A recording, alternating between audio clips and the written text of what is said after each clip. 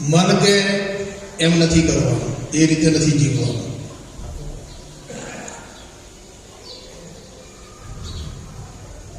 ભગવાને કીધું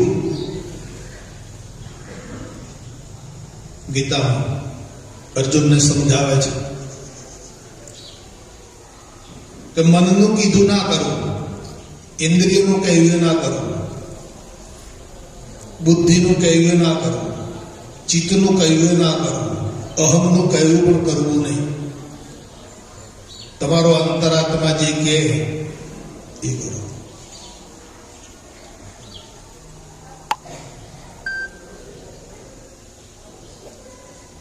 હવે આત્મા ના કયા પ્રમાણે ચાલવા વાળા આ જગતમાં કરોડનો કોક છે. એમાં આપણી ગણતરી એમાં જોડાવાનું છે. આખો વહીવટ આ જગતનો અંતસ્કરણનો અને ઇન્દ્રિયોનો છે. આ દેહને એ પ્રમાણે ચલાવે છે બધા.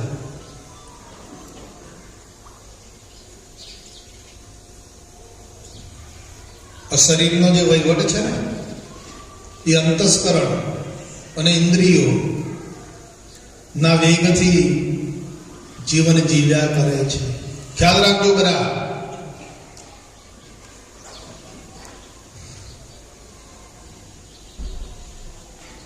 પણ આપણે બાપાએ જે માર્ગ આપ્યો છે, બાપાએ જે ઈશારો કર્યો છે, જે શાન આપી છે, એ શાન વડે જીવન જીવવાનું છે.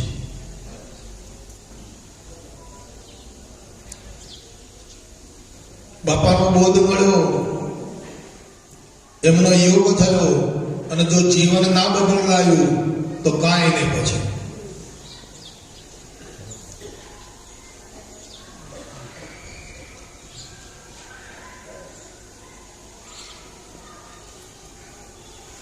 જે જીવન બદલી નાખે છે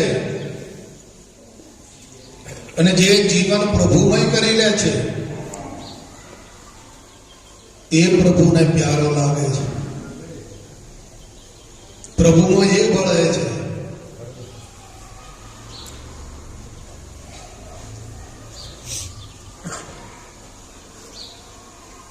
અને ભોગ પદાર્થ તરફ, દેહના યોગ તરફ, ઇન્દ્રિયોના યોગ તરફ જે ચાલે છે, અને પછી પાછા પ્રભુને ભળવું છે, બે વાતો નહીં બને વાત. આ તો બહુ કપરો માર્ગ છે.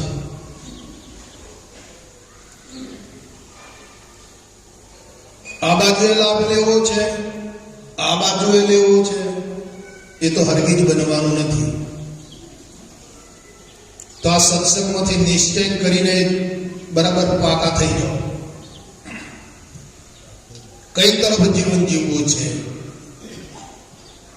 દેહના યોગમાં જીવન જીવવું છે, ઇન્દ્રિયોના યોગમાં જીવન જીવવું છે, ભોગ પદાર્થ તરફ જીવન જીવવું છે. તે બાપાએ જે મને સાનિધ્ય આપ્યું છે, જે બાપાએ મને બોધ આપ્યો છે, જે જ્ઞાન આપ્યું છે, એમાં જીવન જીવી લેવું છે.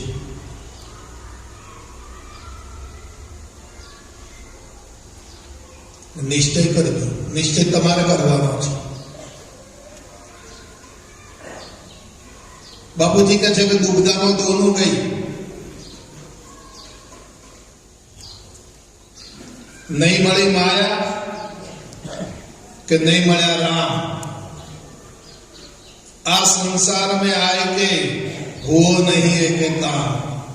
જનકબા જેવો તેવો માર્ગ નથી આપ્યો બાપાએ. આ જીવન બદલવા માટેનો માર્ગ છે.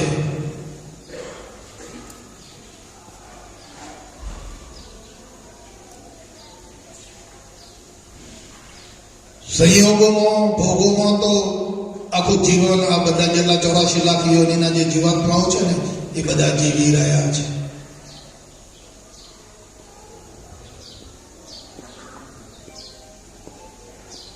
આપણા એ બાપાએ જીવન બદલીને આપણને ક્યાં મૂક્યા છે?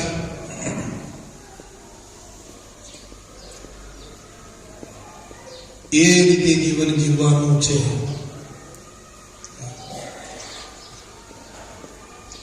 સત્સંગમાં જઈએ, સાંભળી લઈએ, અને અહીંયા આગળ મન જરા થોડું સારું લાગે મનને, અને પાછા ઉઠ્યા એટલે હતા એ નહીં. જીવન બદલી નાખો. તમારું જીવન જો બદલાશે, બદલશો તો જ પ્રભુને પામી શકશો. પ્રભુનું સુખ, પ્રભુની શાંતિ, પ્રભુનું ભજન, પ્રભુનું સત્સંગ બધું પ્રાપ્ત થઈ જશે. પ્રભુનું ઐશ્વર્ય છે એ બધું પ્રાપ્ત થઈ જશે. પણ જીવન બદલાય તો જ. નિશ્ચય કરશો બધા કે હા મારે મારું જીવન બદલવું છે. આપણે કહ્યું એને ભૂલી જાઓ. જે જીવન આજથી, હાલથી, હમણાંથી જે આપણે જીવન જીવી ગયા એ છોડો. આપણને નવી ચેતના મળે છે, આપણી ચેતના નવી જાગૃત થાય છે. ત્યાંથી જીવન બદલી લેવાય નહીં. તૈયારી. તો તૈયાર છો? બોલો, આંગળી ઊંચી કરો. બોલો સદગુરુ મહારાજ. ગમે તેવા પ્રતિલોભન આવે પણ જીવનનો આપણો નિશ્ચય કદી તૂટવો જોઈએ નહીં. બાપુજીના બોધમાં ગયા. બાપુજી શું કીધું કે વાલા, હોનાના પહાડો આવશે, હીરા માણેકની ખાડો આવશે, અપ્સરાઓ આવશે, દેવો આવશે, રિદ્ધિ સિદ્ધિઓ આવશે, બધું આવશે. તો કેમ કરશો? લલચાઈ જશો?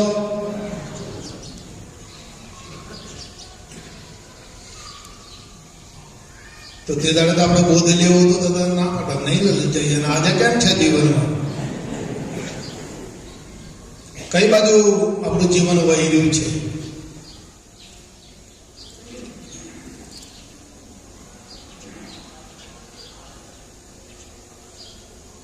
તારે આપણું જીવન કોઈ બીજું વાળી આપશે?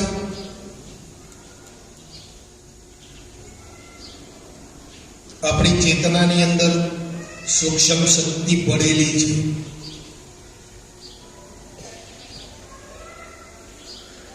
યોગીઓ કહે છે કે કુંડલીમાં સૂક્ષ્મ શક્તિ પડેલી છે. આ શક્તિને ઉર્ધગામી બનાવો એમ કહે છે.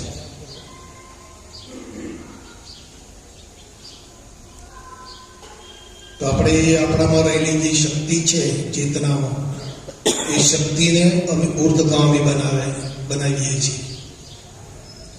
તમારી ચેતનાને તમે ઉર્ધગામી બનાવો. દેહના સુખમાં ક્યાં સુધી વળગી રહેશો વાલા?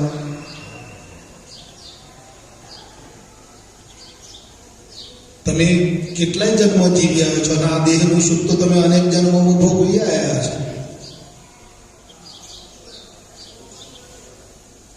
તો હજુ એમાંથી મમતા હટતી નથી. અવસર આવી ગયો છે તમારો, અહીંથી છૂટવાનો, નીકળવાનો. તમારી ચેતનાને વાળી દો.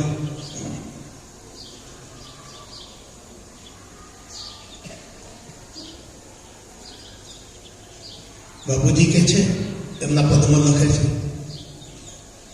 પરવસ્તુ રે સ્થિતિ કરી લે વિચાર, તું કોણ ક્યાંથી આવ્યો રે? એ કરીને નાના વિધ કાર્યો અપાર, કહે ને કેટલું ફાવ્યો.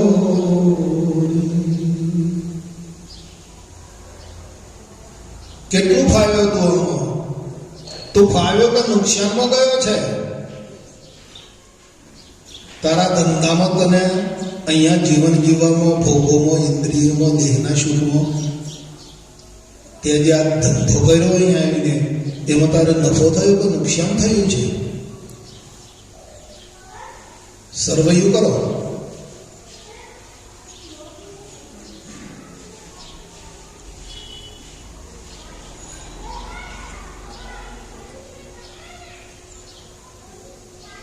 એટલે એ પોતાની ચેતનાને જગાડી દો.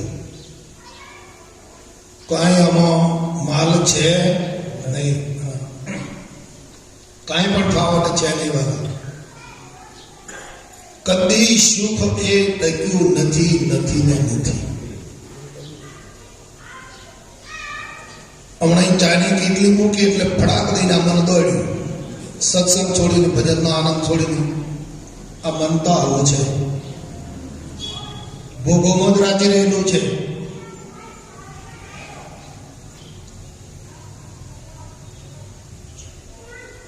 કેટલું પાણી પીવડાયું અત્યાર સુધી? ધરાયું હોય તો કહો, તો કેટલું ખવડાયું? અને ધરાયું? કોઈને સંતોષ થયો હોય તો બોલો. આપણી પ્રકટ વાત છે. તમને ખૂણામાં ખોચરે અંદર આમ કરજો તો આમ થશે, આમ કરશો તો આમ મળશે, એ વાત નથી. તો ધરાયું? કેટલું આને પહેરાવડાયું, ઉડાવડાયું, તો ધરાયું? સાચું સુખ નથી, સાચું નથી.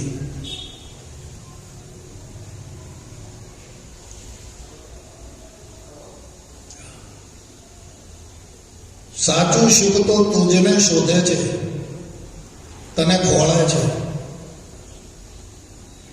સુતા તાણી સોળ ડોલે. સાચું સુખ એ પોતાના નિજ સ્વરૂપમાં છે.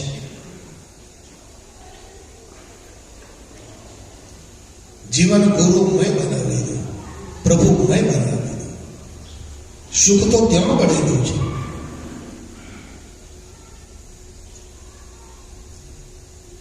અનંત સુખનો સાગર લહેરાઈ રહ્યો છે. ત્યાં પહોંચવા વાળી લે જીવનને. અને અત્યારે આ જીવન વાળવાનો આપણા પણ સમય આવી ગયો છે. આ સમયનો સદુપયોગ કરીને જીવનને વાળીને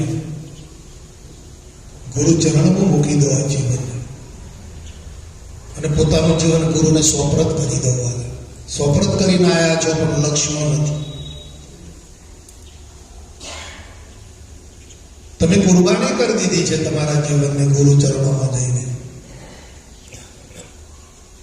સંતોની સાક્ષી આજથી હું મારું શીશ સમર્પણ કરું છું. આજથી હું મારું તન મન ધન ગુરુ મહારાજને સમર્પણ કરું છું. તો શું થઈ ગયું પછી સમર્પણ કર્યા પછી?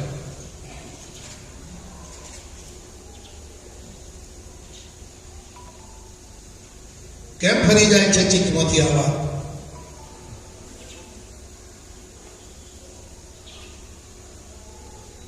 સકળ દ્રશ્યતે અઠવન,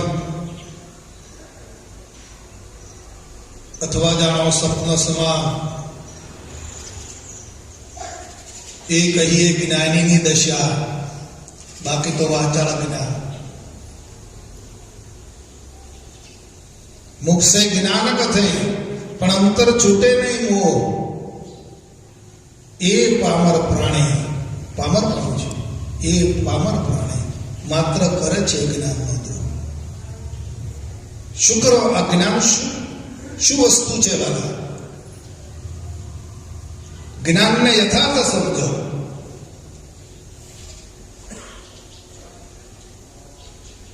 અને પોતાની જે ચેતના છે એ ચેતનાને બાપુએ જે નિશાની આપી છે, બાપાએ જે લક્ષ્ય આપ્યું છે ને એમાં જોડી દો. ન જાને જાનકી નાથે સવારે. પ્રાણને ભરોસે ના રહેશો, આ દેહને ભરોસે રહેશો નહીં. દેહને ભરોસે મીટ મોડી છે ને એ આપણી ભૂલ છે.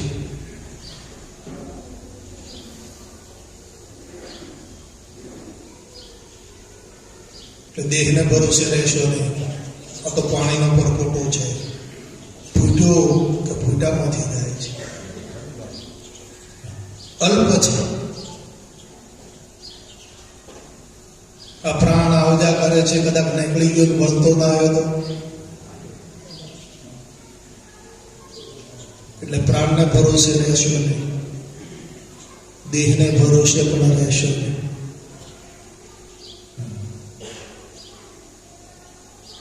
ભરોસો તો આપણા જે પકડી છે ને લાઈન, બાપાએ જે પકડાઈ દીધી છે એ ભરોસો,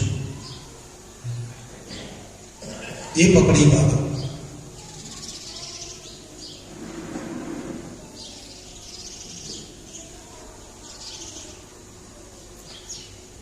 હરતો ફરતો મન મારું ત્યાં રહે.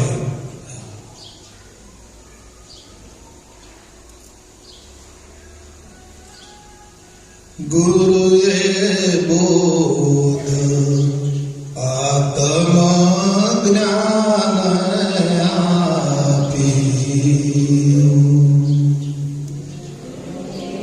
ગાવા નથી, કયો બોધ આપ્યો છે?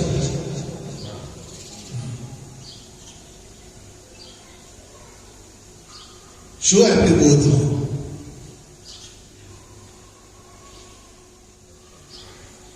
બોધમય જીવન.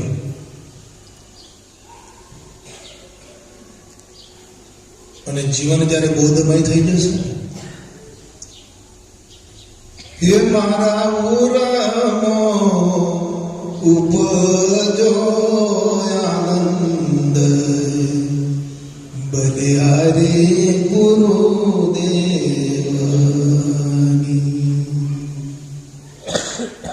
અને એ આનંદ આવશે ને, અને એ કુમારી આવશે ને, એ પાવર આવી જશે ને વાલા, પછી તમારે આ વિશ્વ કોઈ કશું જોઈતું જ નથી, કશાની જરૂર નથી.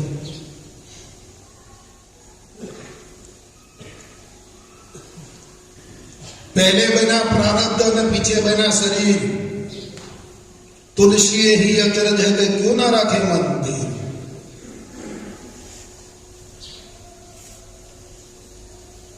जन्म्या पहला जगना नाथे उपाय शोधो शुद्ध. अरे भूली गया छे आपने आ बात ने. जन्म्या पहला जगना नाथे उपाय शोधो शुद्ध. हाड़ मांसना हૈયામાંથી દેવે સર્જ્યો. આપણા માટે માના ગર્ભમાં બહાર આવ્યા હતા ને, એને દૂધ તૈયાર કર્યું હતું એડ ચોપડામાંથી. તે શું આજે દેખરેખ નહીં રાખતો હોય? પણ ભૂલ્યા કોણ? આપણે ભૂલ્યા છીએ.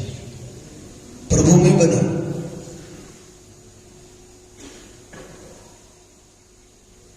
तुलसीदास महाराज કહે છે કે પહેલે બન્યા પ્રારબ્ધ, પીછે બન્યા શરીર. બાપુજી કહે છે કે પ્રારબ્ધ દેહને લાગે અને પુરુષાર્થ મનને લાગે. કારણ આપણે પુરુષાર્થ ક્યાં કરીએ છીએ? આપણો પુરુષાર્થ ક્યાં છે? પ્રારબ્ધમાં.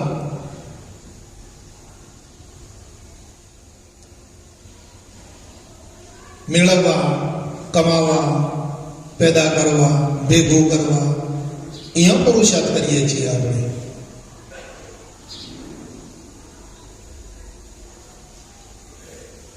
હવા, પાણી અને ખોરાક ત્યાં ઉત્પન્ન થયું છે. હવા, પાણી ને ખોરાક આને જીવાડી રહ્યું છે. અને હવા, પાણી, ખોરાક જે દડે કચાશ પડશે અંદર, કાં તો પાણી નહીં ઉતરે, કાં તો ખોરાક નહીં ઉતરે, અને છેલ્લે પછી શ્વાસ છોડશે. એ પ્રારબ્ધ છે. તો એ જગતમાં ખૂટે એવું છે? હવા, પાણી ને ખોરાક ખૂટ્યો કોઈ દાડો? ગમે એટલા દુષ્કાળો પડે તો ભંડાર ભરેલો છે માલિકનો. હવાનો કેટલો ઉપયોગ કરે છે? ખૂટી કોઈ દાડો? પાણીનો કેટલો ઉપયોગ કરે છે? ખૂટ્યું? તો ખોરાકનો કેટલો બધો વપરાશ છે? ખૂટ્યો કોઈ દાડો? કે ભાઈ અહીંયા ઘઉં ખૂટ્યા નહીં, બાજરી નથી મળતી, નહીં ચોખા નથી મળતા, એવું સાંભળ્યું? પ્રારબ્ધ છે, ક્યારે નહીં ખૂટે.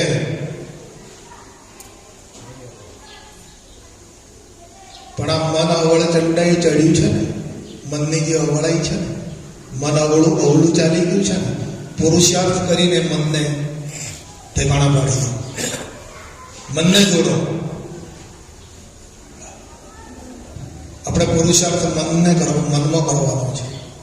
મનને લાગે છે એવું કીધું કરો.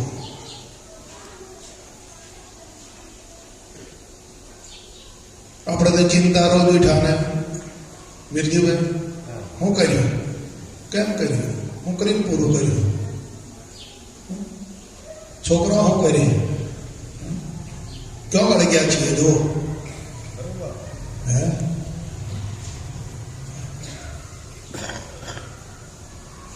અને અહીંયા બધા પુરુષાર્થ કરીએ. ભરતભાઈ જેવા તો ચચાના પોચ કારખાનો કર્યા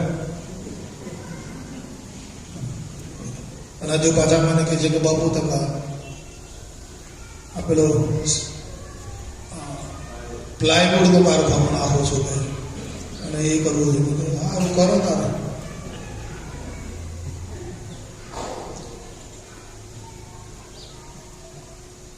પુરુષાર્થ ક્યાં છે?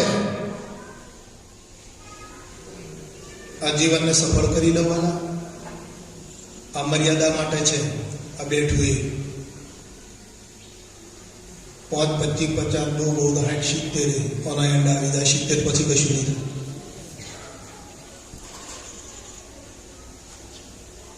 આટલી જ મર્યાદા છે આની. રોગિષ્ટ ના હોય અને સારું હોય તંદુરસ્ત, 70 પછી કશું નહીં બને.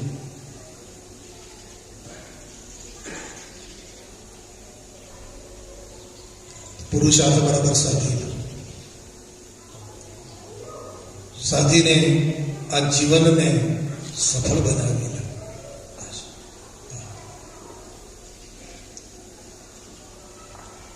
શાંત થઈ જાઓ.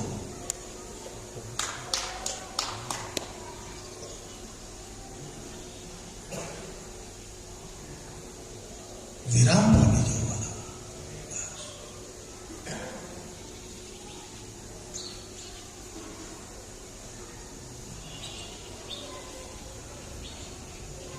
શુદ્ધ બુદ્ધ ચેતન ગમ સ્વયં ગતિ શુદ્ધામ છું.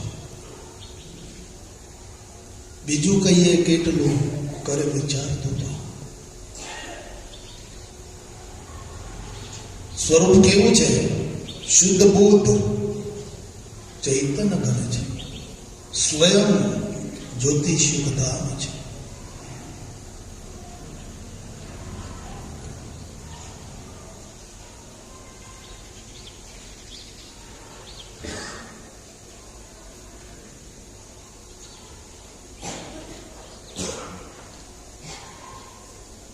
તો સરદારોનો પણ સરદાર છે.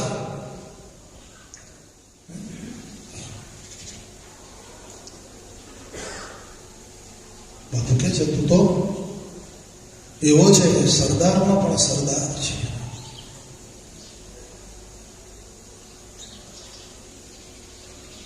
પણ આ પેટ ખાતર રોઈ રહ્યો છે. બધા રોજનો રોજ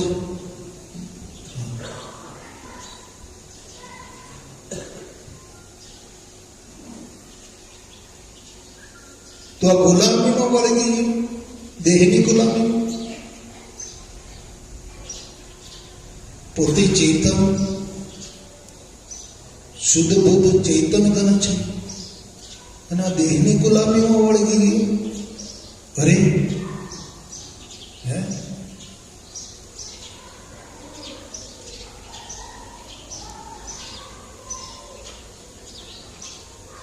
दिन गुलामी छोड़ पहचान ले निज रूप को.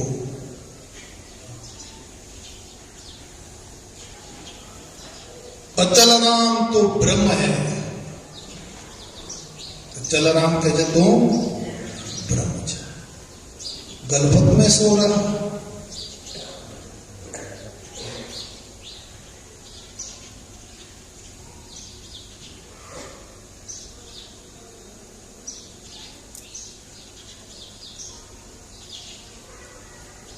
આવું નિરાળો અખંડ અવિનાશી આપણું પદ છે.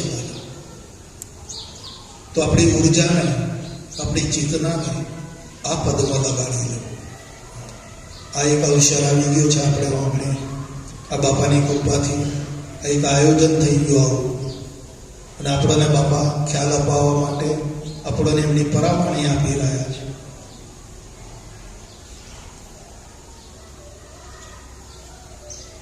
એટલે આપણી જે અંતરમાં જે કંઈ ખામી છે, જે કંઈ ભૂલ છે, એને કાઢી નાખીને આપણી પોતાની ચેતનામાં જાગવવાના.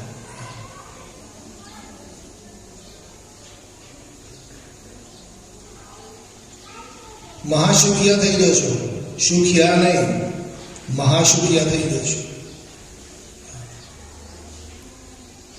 અને એની હમણાં ખબર નહીં પડે, આ પદની હમણાં તમને ખબર નહીં પડે. જ્યારે આ તમારો જે યોગ છે દેહનો, એ જ્યારે છોડવાનો સમય આવશે ને, ત્યારે જે મહાસુખ છે ને એનો તમને અનુભવ થઈ જશે. જ્યારે આને છોડશો, જ્યારે તમારી સામે મહાસુખ આવીને ઊભું રહેશે, ત્યારે તમે જાણશો કે ઓહો,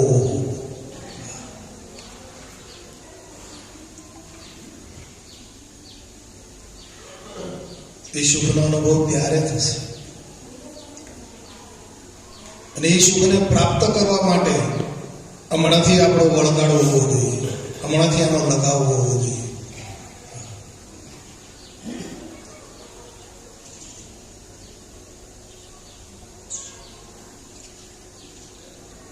કરો આપણી જે કાર્યવાહી ફરજો છે, કાર્યવાહી કરો. કાર્યવાહી કરવામાં તમને કાંઈ કશું નડતું નથી. ફરજો છે, કાર્યો છે, એ બધા કરો. પણ કાર્યો કરતા કરતા કાર્યોમાંથી કર્મ ના બની જાય એટલું જ ખ્યાલ રાખજો. કાર્યો એ કોઈ કર્મ નથી. તમારી જે ફરજો છે એ બજાવો, પણ ફરજો બજાવતો બીજું કર્મ ના બની જાય એમાંથી. એ ધ્યાન રાખજો, કે જો કર્મ બની જશે તો ભોગવવું પડશે.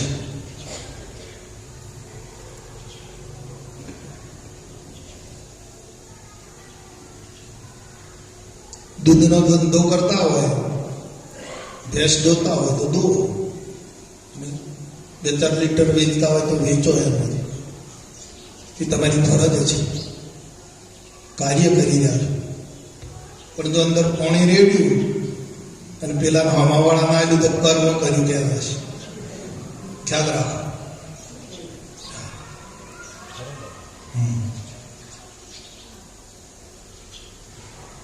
તમારા ધંધામાં નીતિ છોડી અને અનીતિ કરી તો તમે કર્મ કર્યું. એ કર્મ તમારે ભોગવવું પડશે. કાર્યો કરો, ધંધા કરો, ના નથી. પણ ધંધો કરતા, કાર્ય કરતા કર્મ ના બની જાય એનું ધ્યાન રાખજો. આવો માર્ગ નહીં મળે તમને, આવો સત્સંગ, આવી કથા નહીં મળે.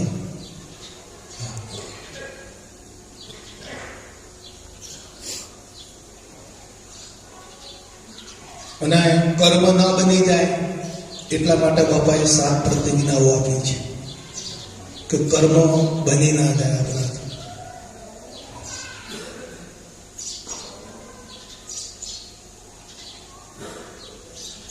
કેવળ ને કેવળ ફરજો જ બજાવવાની છે, આપણા કાર્યો જ કરવાના છે. પણ એમાં જો કોઈ કર્મ ના બની જાય એટલું ધ્યાન રાખવાનું છે.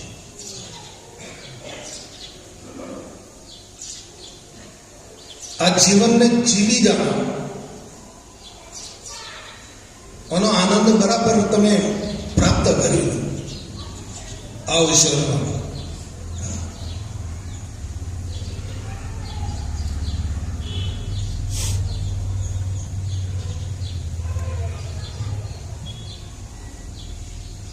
અને પછી જ્યારે શરીર છોડી અને જ્યારે સ્વધામમાં જશો ત્યારે ગુરુ મહારાજ તો બિરાજમાન છે.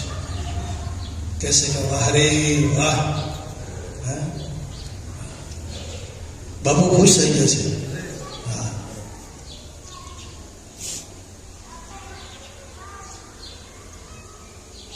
બાપુએ જે આપણને નીચે ફરજો બજાવવા માટે, કાર્ય કરવા માટે જે નીચે ઉતાર્યા તે નીચે ફરજો બજાવીને, કાર્યો કરીને, ગુરુ મહારાજનું કામ કરીને જ્યારે જશું ને તો બાપા આપણા ઉપર ખુશ થઈ જશે.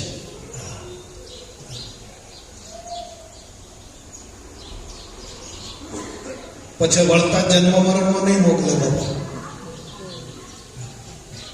પછી આની વેઠો કરવા માટે, આની ગુલામી કરવા માટે પછી આપણે બાપા નહીં મોકલે. અત્યારે એની ગુલામી જ કરી રહ્યા છીએ.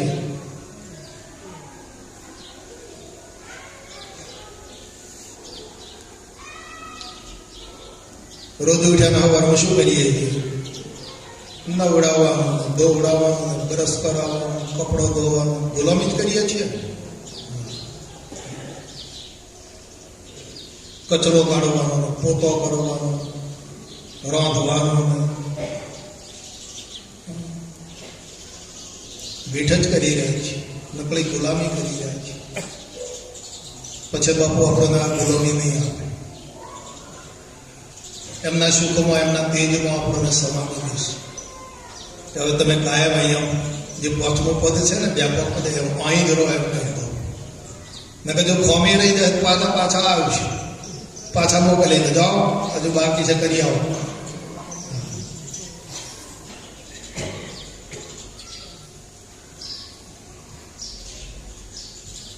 અનેરો મહિમા છે આ પદનો. જે મહિમા છે ને અનેરો છે. અને જેટલા બાપાના સાનિધ્યમાં જોડાયા છે એટલા જ આ પદને સમજી શકે. ને બહાર બધો કોઈ અહીંયા બેઠો હોય ને એને સમજાયું નથી આવતા. કેમ કે એનો આંખો ખોલી, અંદર આંખો નથી ખુલી. કઈ રીતે ફાળે? હે? અને તમે તો જોઈ શકો છો, તમે જોઈ શકો છો, માણી શકો છો. તમારો વિચાર જે છે ને એ દિવ્યમય બન્યો છે. પેલાના તો બચારાનો વાંખ્યો જ નથી. આશરે ચાલે છે લાકડીને ટેકે.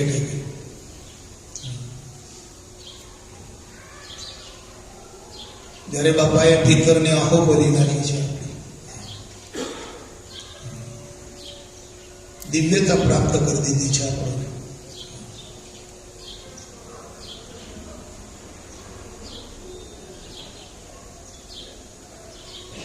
તો આ મહિમાની અંદર પોતાની જે ચેતના છે એને જગાડી દો.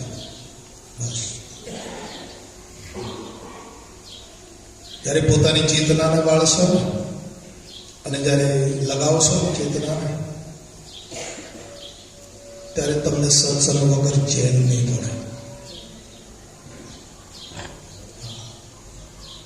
કશો કોઈ સંતોનો આધાર નહીં મળે તો પુસ્તક ગોતશો આપો અને એમાં લાગી જશે.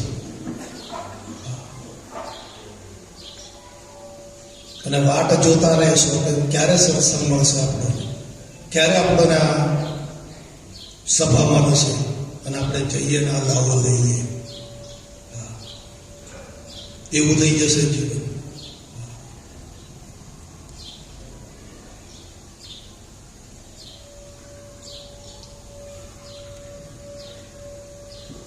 ખૂબ ખૂબ અનેરો મહિમાને આપણે પામ્યા છીએ. તો આ સમયસરની એક ટકોર છે કે તમે આ પદને જાળવી રાખીશું.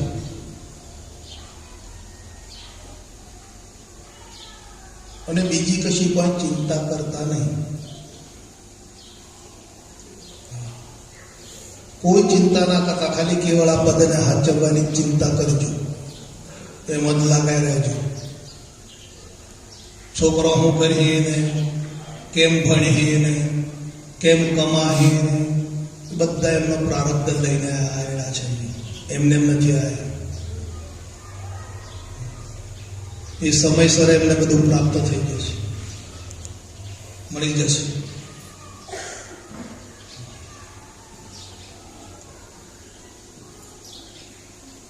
કોઈ ફિકર કર્યા વગર લાગી જાઓ બસ.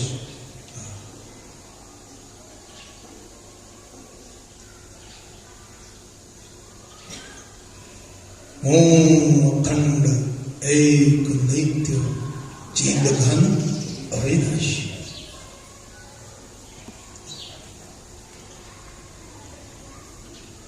આ ધ્યાન કરો, આ ભક્તિ કરી લેવાના.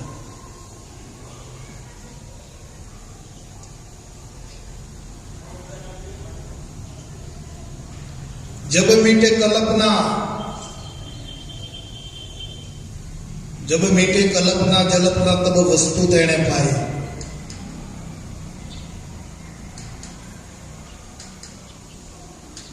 જ્યારે આપણામાંથી બધી કલ્પનાઓ ને વિકલ્પો ને આજે બોલવાનું જલ્પના એટલે ભગવાન કરું આ બધું ત્યાગ થઈ જાય ને ત્યારે વસ્તુ પ્રાપ્ત થાય છે.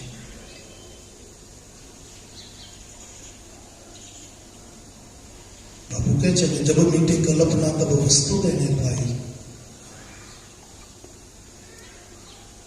આ તો કલ્પનાઓ કરી કરીને દુઃખી થઈ જાય છે, કલ્પના એ ભમે છે.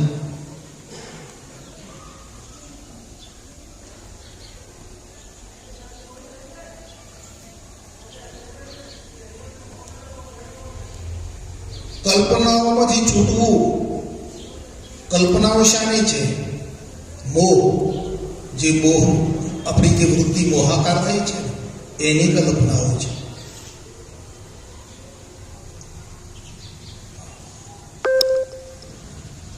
આપણી વૃત્તિ મોહાકાર થઈ ગઈ છે,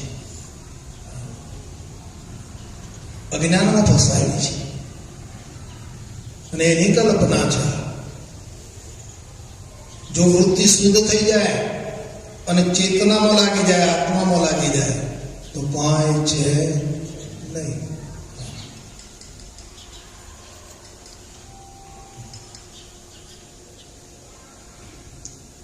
તમને રાત્રે સપનું આવ્યું અને સપનામાં આપણે કઈ ગુનો કર્યો, ચોરી કરી અને સપનામાં પકડાઈ ગયા અને આપણને સજા કરી 10 વર્ષની જેલ, તમે આ ગુનો કર્યો છે. પણ ક્યાં? સપનામાં.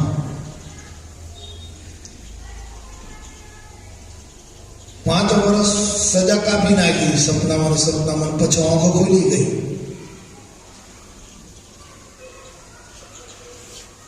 તો હવે કેટલા વર્ષની બાકી રહી?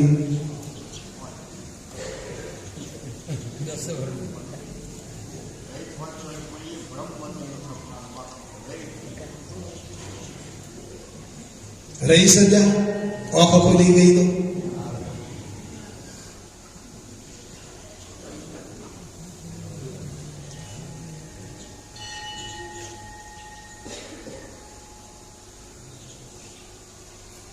પછી જાગ્રતમાં આવી ગયા. જાગ્રતમાં આવી ગયા એટલે આ જગતમાં બળદી પડ્યા અને અહીંયા બધું કામકાજ કરવા માંડી પડ્યા જાગ્રતમાં. અને પછી પાછા ઊંઘમાં જતા રહ્યા. તો આ જે છે ઊંઘમાં છે. આપણું જીવન જોઈ લો તમે. અત્યારે આ જાગ્રતનો જે પરિવાર છે, સંપત્તિ છે, જે કંઈ છે એમાં જે કાર્યવાહી માંડ્યા છે એ ઊંઘ્યા એટલે ઊંઘમાં ખરું આ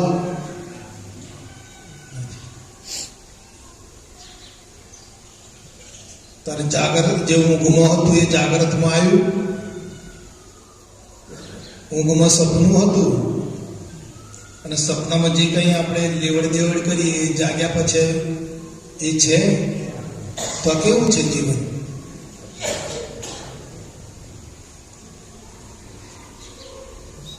જનક રાજાને આ જ્ઞાન થઈ ગયું. જે આપણને આ જ્ઞાન થયું ને એ જ જ્ઞાન જનક રાજાને થયું.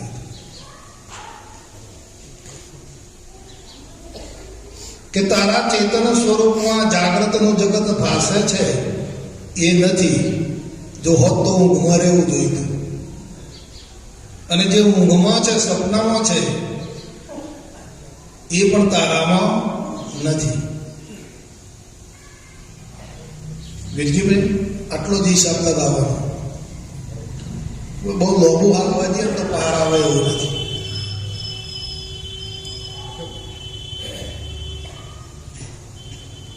તો આ ચેતનાની અંદર બે જગત નથી, પણ ચેતના છે. સપનાના જગતને જોવા વાળી ચેતના એની એ છે, અને આ જાગૃતના જગતને જોવા વાળી ચેતના પણ એની. તું ચેતન છે એ સાચો. આ જે રીતે જગત પકડ્યું છે, તે જે આ ભ્રમણાઓ પકડી છે એ ખોટું છે. એ વિલય થઈ જાય છે, રહેતું નથી. પણ તું સાચો. હવે તું કોણ છે? આ જાગૃતના જગતને, સપનાના જગતને તું જોવા વાળો કોણ? એ તું પાકું કરી લે, અને તું તારા યથાર્થ સ્વરૂપમાં લાગી જા. નકારા આ ભ્રમણાઓમાં તું ફર્યા કરે છે. જગતની વાસનાઓ જે છે, ઈચ્છાઓ છે, એ ઈચ્છાઓ પાછળના જન્મ મરણ કરાવે છે.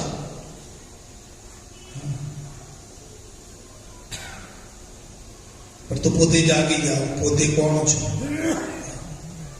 હું અખંડ એક નિત્ય ચિદઘન અવિનાશી. એ પદમાં તું લાગી જા. આ બધી જે જંજાળ છે એ બધી છોડી.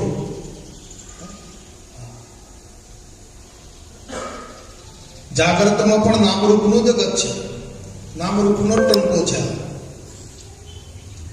અને સપનામાં પણ નામરૂપનો ટંટો છે. બધું નામરૂપનું જ જગત છે.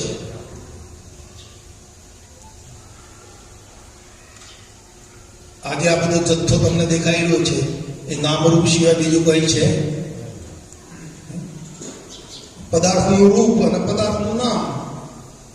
બંગલો હોય, ગાડી હોય, ગમે તે દાગીના હોય, ગમે તે હોય, પણ નામ અને રૂપ આ જથ્થો છે. હે? અને સપનાના જગતમાં બાપુજી કહે છે કે ભલે હું અહીંથી દેખાય કે બહારથી દેખાય, તું છોડ્યા વાત. તારા ચેતન સ્વરૂપમાં આ નથી. તું જોવા વાળો છે. તું પોતાને સમજી લે બરાબર. તારામાં નથી. તું તો આને જોવા વાળો છે. તું જોનાર છે, સમજનાર છે, જાણનારો છે. તારામાં નથી.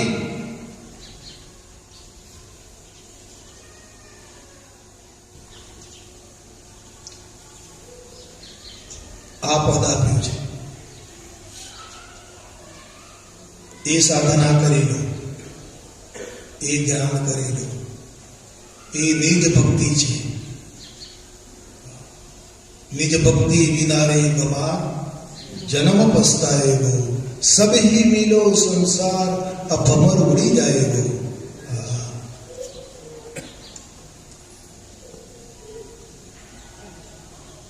તું પોતે પોતાને નથી પામ્યો એટલે ભટકા કરે છે.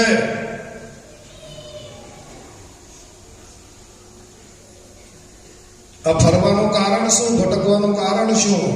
તું તને નથી પરખી શક્યો. તું તને નથી ઓળખી શક્યો એટલે ભટકાય છે.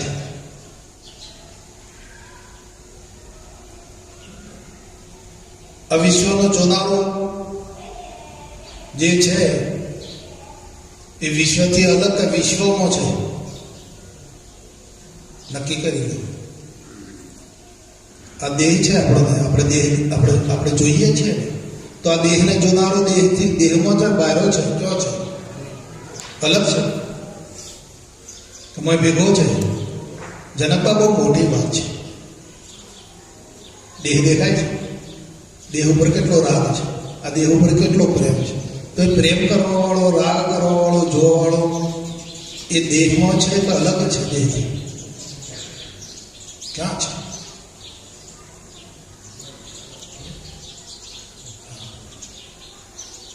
આ વિશ્વને જોવા વાળો ક્યાં છે?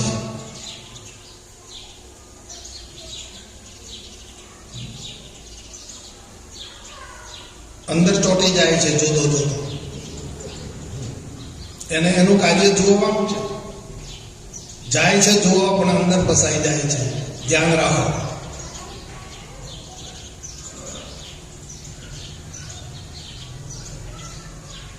અને પછી બરાડા પાડે છે, મરી ગયો મરી ગયો.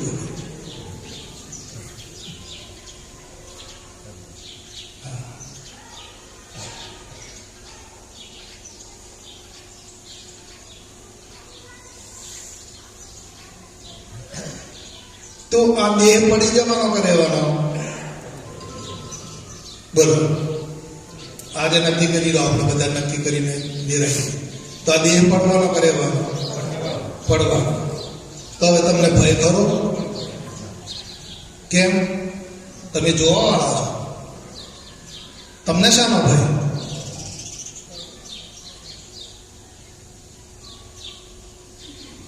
અને ભય લાગતો હોય તો તમે હજુ અળગા થયા નથી, જોનાર નથી બન્યા.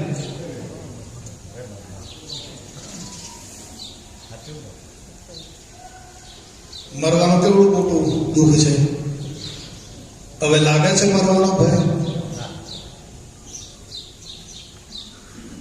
આ શરીરને તમે જોવા વાળા છો, બરાબર છે? તો આ શરીર તો પડવાનું છે.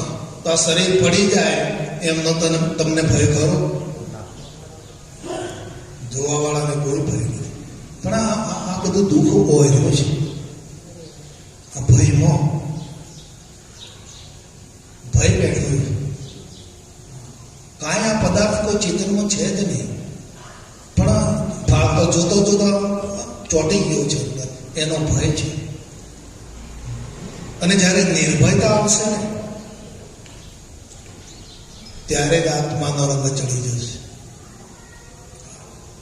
જ્યારે નિર્ભયતા પ્રાપ્ત થશે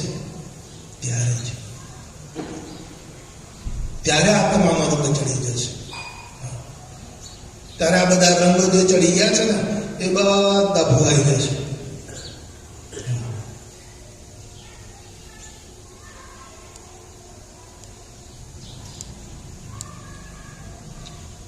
એક પદ છે નિર્ભયતા, ઉકા સાહેબ રામ એક પદ બોલે છે.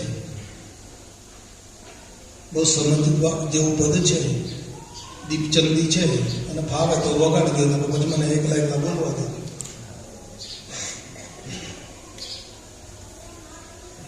બોલો સદગુરુ મહારાજ.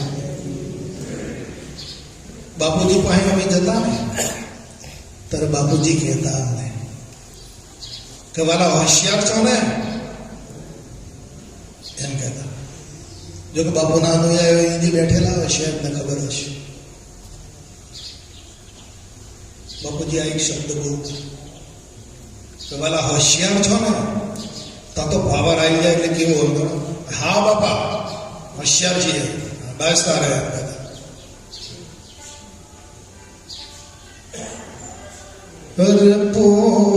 પોથી વાંચે રે પ્રભુ નહીં મળે,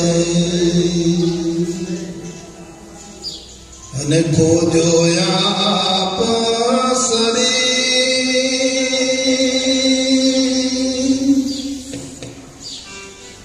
શબ્દ ગુરુ નામ છોડીએ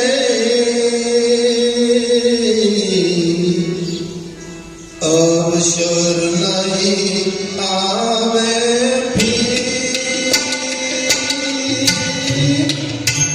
હરે પોતે વાંચે પ્રભુ નહીં મળે.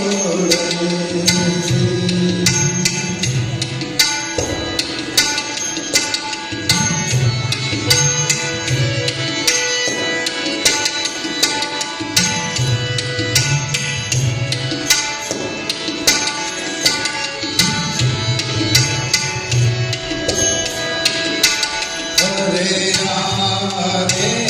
અજમાનો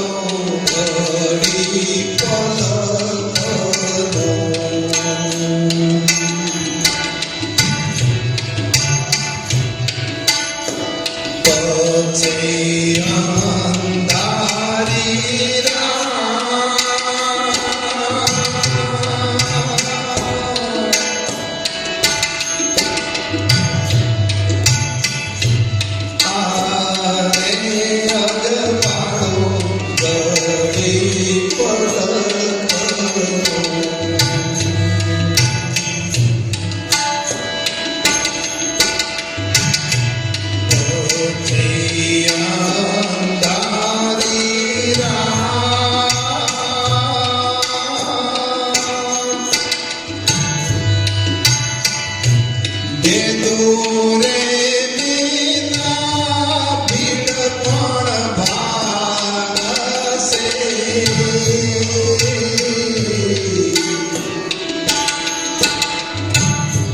જીવને થાશે ઉત્પાન પોતી રે વાતે પ્રભુ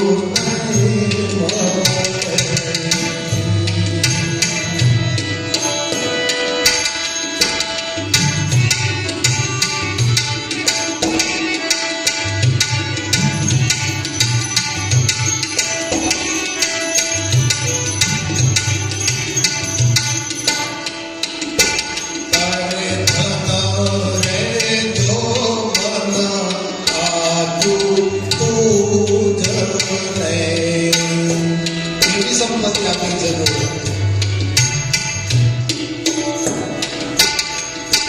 ધન રે ગો બન આપ્યું તુજ રે.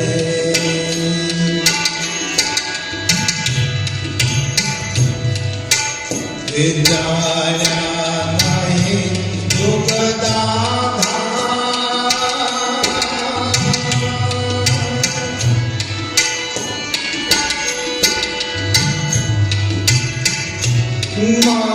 માયા મોકળ ગીરયો.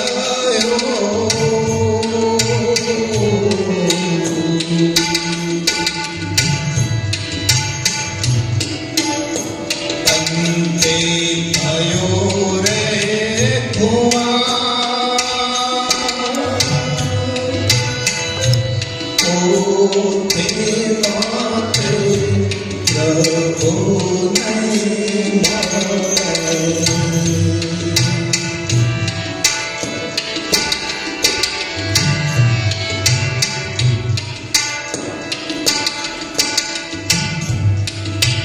અરે તીરથ નહીં વ્રત કરે શું કર્યું.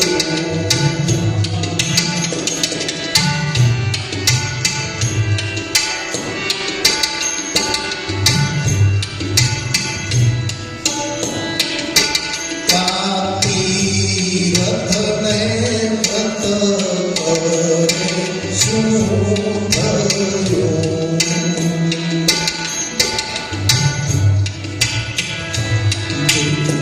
જોયા નહીં જગના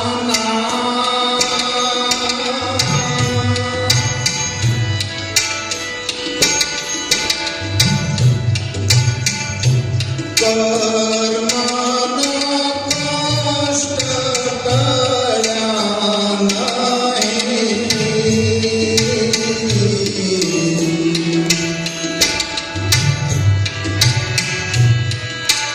એ બહુ વિધિ જોયા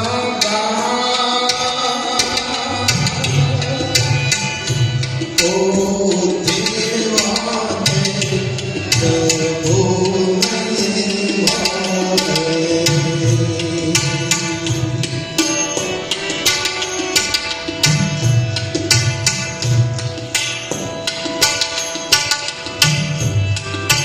કે નિર્ભય ના તારા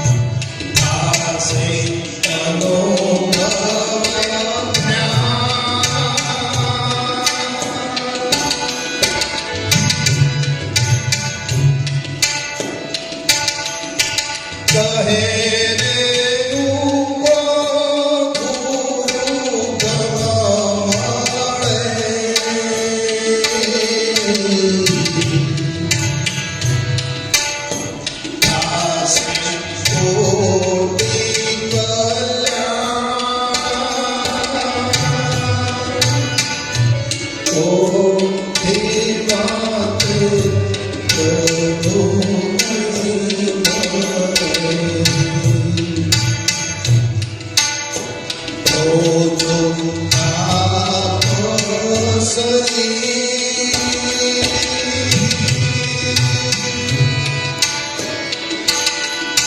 શબ્દ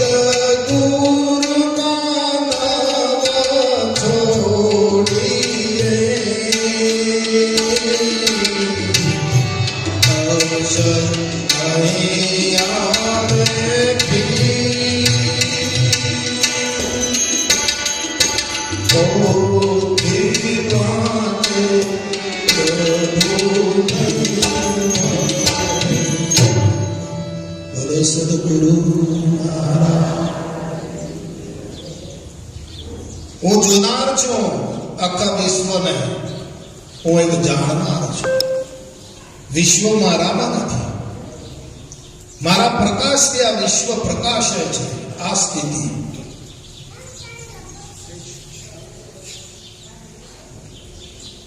જો જોવા વાળો ના હોય તો આ વિશ્વ છે જ નહીં.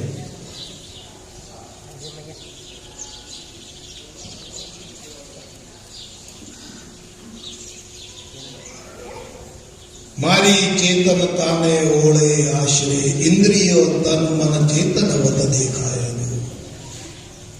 તમારી જે તમે જોવા વાળા છો એ તમારી ચેતના છે.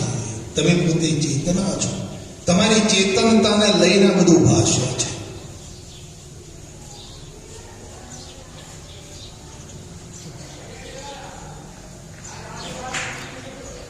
અને જોનારો, જાણનારો, સમજનારો છે એ ન્યારો છે.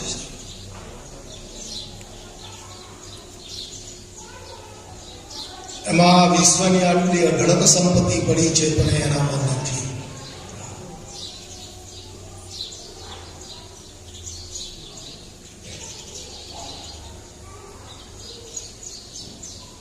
મેં તો બધાનો પૂરા ગુરુ મિલી આયા. તમને કેવા ગુરુ મળ્યા? પૂરા. मैं तो बजाना हूं पूरा गुरु मिल आया. पूरा गुरु की यही निशानी आपे आप लिखाया.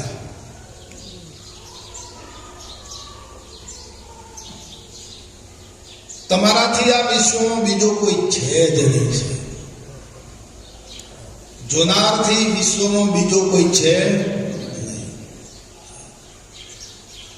તો જોનાર મોટો કે જણાયો મોટું? કયું મોટું?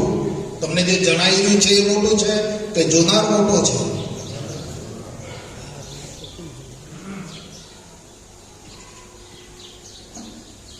હવે જોઈ લો જોનારની કેટલી મહત્તા છે, કેવો મહાન છે.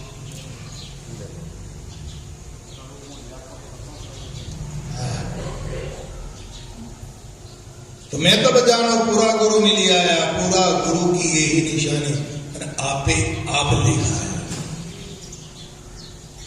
તમને પોતે પોતાને સમજાવી દીધા.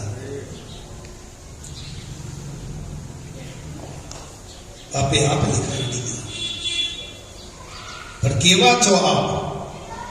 આપ વ્યાપમાં અને વ્યાપ આપમાં. કેમ કે હવે તમારા વડે છે વિશ્વ આખું જે ઝળકી રહ્યું છે ને એ તમારું જ નૂર છે.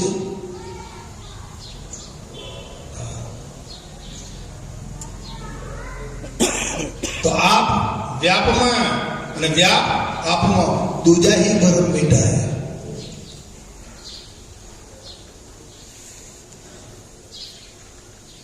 डोलत मन को अडोलकी ना. आज मन डोला मन करतो था ये डोलत मन को अडोलकी ना फिर ना जाए डोला है.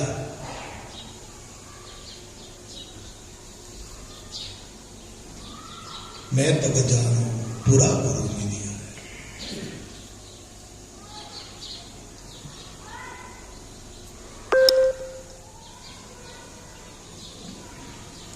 એટલે આવા પદને બાપુની કૃપાથી આપણે વાગોળી રહ્યા છીએ. આ પદનો આનંદ માણી રહ્યા છીએ.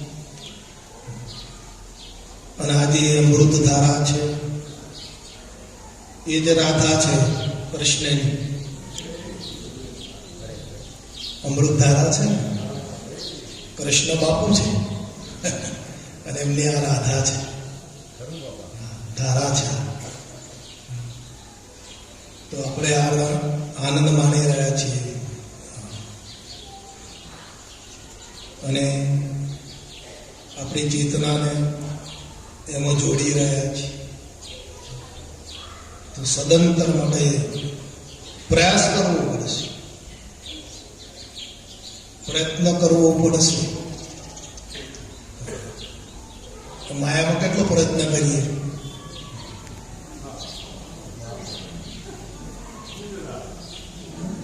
રેખા માયામાં કેટલો પ્રયત્ન કરી રહ્યા છે. હવે પ્રયત્ન થોડો કામો કરી પ્રયત્ન કરવો પડશે. આપણે ખેડૂતો જે ખેતી કરે અને એમને ચારા બાંધે, પાણી પાવા માટે, તો પછી આ ક્યારામાં પાણી જોતું હોય અને એનું સંપૂર્ણ થઈ ગયું, એ ક્યારો ભરાઈ ગયો, પછી શું કરવું પડે? હા, બંધ કરો હવે, પેલા ક્યારામાં જવા દો.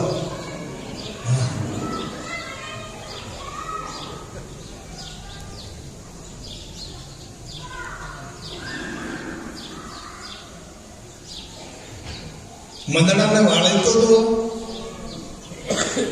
થોડુંક વાળો, વાળશે તો મહાશુભ પામશે.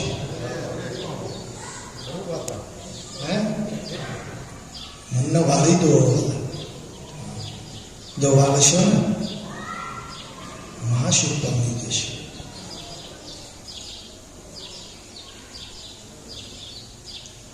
તો સર્વોચ્ચ પદની બાપાની કૃપાથી અનુભવ કરાયો છે, તો અનુભવમાં લાગ્યા રહેજો. શરૂ શરૂમાં હવા ઉપર મોર આવે ને, તે કેટલી કેરીઓ હોય, એ મોરમાં કેટલી કેરી બેસે? અસંખ્ય કેરી હોય, ઝીણી ઝીણી ઝીણી. પછી ગરમી પડે કે ઠંડી પડે તો મોર એમાંથી અડધી કેરીઓ ગરી જાય, તો એક રોગ આવે ને ગરી જાય. આપણે એવું જ છે. કોકને રોગ લાગવું પડે ને કોકને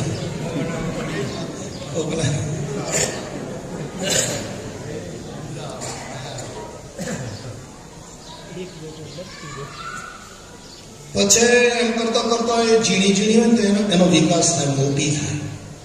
પણ જે કેરી વળી ગઈ રહે એ મોટી થાય, પેલી નીચે ગરી ગયો એ મોટી થાય.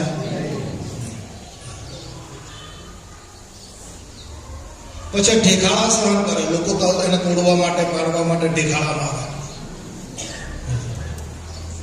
ઢેખાડા સહન કરે, તાપ સહન કરે, રોગ સહન કરે. આ બધું સહન કરીને જે કેરી એને વળગી રહે છે ને એ મોટી થઈ જાય. પછી એનો કલર બદલાઈ જાય, અંદર ખટાશ હોય ને નીકળી જાય અને અમૃત જેવો રસ તૈયાર થઈ જાય.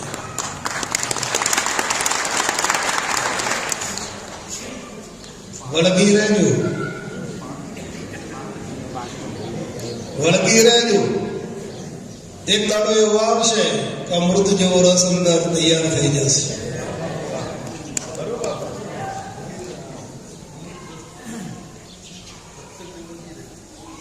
વળગી રહેજો. આ બાપામાં જે આંબો છે બધું સહન કરવું પડશે. તાપ ઉતાપ ને આ બધી વેદનાઓ સહન કરવી પડશે. એ આંધીઓ તો બધી આપવાની, વાવાઝોડા આવશે. આ તો લગ્નમાં જાવ તો નહીં ચાલે, સત્સંગમાં જાઓ તો ચાલશે. વાવાઝોડા આવવાના. હા, એટલે બધું સહન કરીને વળગી રહેજો. રૂપાંતર થઈ જશે, ખટાશ બધી નીકળી જશે જીવનમાંથી, અમૃત બની જશે જીવન. એ માર્ગ છે આપણો.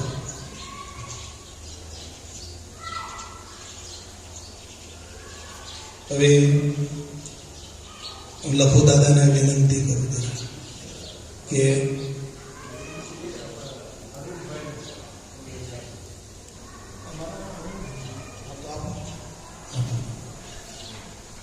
ઈચ્છા છે અરવિંદભાઈ કંઈક બે શબ્દ બોલે.